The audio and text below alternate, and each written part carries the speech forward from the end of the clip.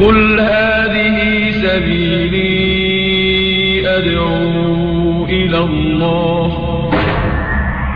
لك ايه؟ تنكح المرأة الأربع لمالها وجمالها وحسبها ودينها.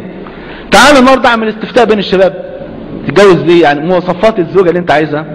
يقول لك والله انا عايزها يعني متدينة وبنت حلال وست بيت وكده. طيب والتاني ده انسان متدين، والتاني والله انا عايزها ستايل، عايزها زي ما الكتاب بيقول، عينين خضراء، شعر اصفر، سنان زرقاء، واخد بالك، ما اعرفش اتجوز دراكولا ده، المهم يعني واخد بالك عريضة المنكبين مشربة الفلنكات، مواصفات خاصة كده معينة ايه عشان يجوز واحدة يعني ايه. والثالث يقول لك والله انا عايزها متينة بصراحة، واخد بالك، مع ان الشعر بيقول لك لا المتين بينفع ولا المتين على الاصل دور. المهم يعني في النهاية هو عايز واحدة هتحميه يعني، واخد بالك، بودي جارد يعني. والرابع والخامس والسادس واشكال وانواع وحاجات عجيبة جدا. وتلاقي واحد بقى مركز على حاجة واحدة بس، انا عايزها مريشة مش بتاعت فراخ، يعني يكون معاه فلوس واخد بالك اصل مريشة بلغة عندنا في مصر يعني بتاعت فراخ، لا مريشة يعني معاه فلوس. ولذلك اعجب اعلان قرأته في مجلة والله اعلان عجيب جدا.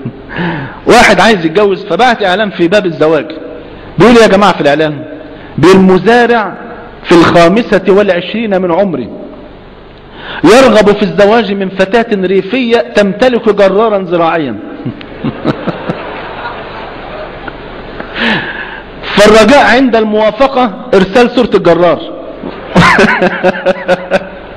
والله يا شيخ يعني هو مش عايز لا زوج ولا بتاعه، عايز الجرار يعني